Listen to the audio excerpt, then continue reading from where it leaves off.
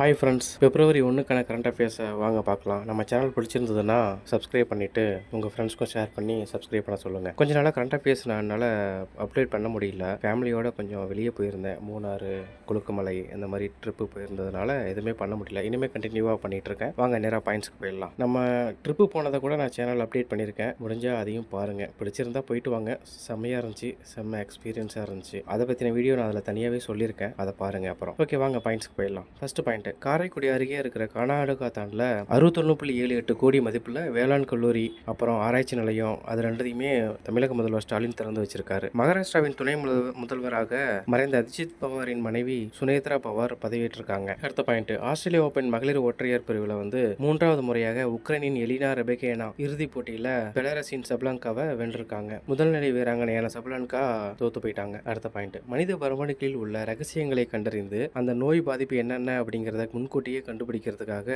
Google அறிமுகம் செஞ்சு வச்சிருக்கு. ஆல்ஃபா ஜீனோம் அப்படிங்கிற ஏஐ கருவி பயன்படுவதாக விஞ்ஞானிகள் தெரிவிச்சிருக்காங்க. அடுத்த பாயிண்ட், திருவொற்றியூரில் இருக்கிற நெடுஞ்சாலைக்கு வரலாறு பெயர் சூட்டணும் அப்படின்னு தமிழக முதல்வர் அறிவிச்சிருக்காரு. சிகரெட் உள்ளிட்ட புகையிலை பொருட்கள் மீது மத்திய அரசு வைத்துள்ள கூடுதல் கலால் வரி வருகிற பிப்ரவரி 1 முதல், அதாவது ஞாயிற்றுக்கிழமை அமலுக்கு வருகிறது. பான் மசாலா பொருட்கள் மீதான புதிய சுகாதார செஸ் வரியும் பிப்ரவரி 1 முதல் அமலுக்கு வருகிறது. ஏற்கனவே சிகரெட்டு மற்ற புகையிலை பொருட்கள் எல்லாமே 28% தான் ஜிஎஸ்டி வரியாக இருந்துச்சு. இப்போ கூடுதலாக 40% வரியை கொண்டு வந்திருக்காங்க. அது பிப்ரவரி 1 முதல் அமலுக்கு வருது. அடுத்த பாயிண்ட், சென்னை ஓமாந்தூரார் அரசு மருத்துவக் கல்லூரியில் ஓமாந்தூர் ராமசாமி ரெட்டியார் உருவச்சிலை அமைக்கப்படும்னு தமிழக முதல்வர் அறிவிச்சிருக்காரு. அடுத்த பாயிண்ட், முன்னாள் பேரவைத் தலைவர் PH பாண்டியனோட பேத்தி இருக்காங்க. அவங்க நியூயார்க்கில் நடந்த கோல்டன் கிளாசிக்கல் மியூசிக் அவார்ட்ஸ் சர்வதேச போட்டியில் கலந்துக்கிட்டு வயலின் கலைஞரான அவங்க நிகேதானா சிந்தியா பாண்டியன் முதல் பரிசை வென்றிருக்காங்க. அடுத்த பாயிண்ட், டேக் டெவலப்பர்ஸ் அப்படிங்கிற கட்டுமான நிறுவனத்தோட விளம்பர தூதரா இசையமைப்பாளர் ஏ ரகுமான நியமிச்சிருக்காங்க. அடுத்த 10வது பாயிண்ட், ஜனவரி ஜிஎஸ்டி வரி வசூல்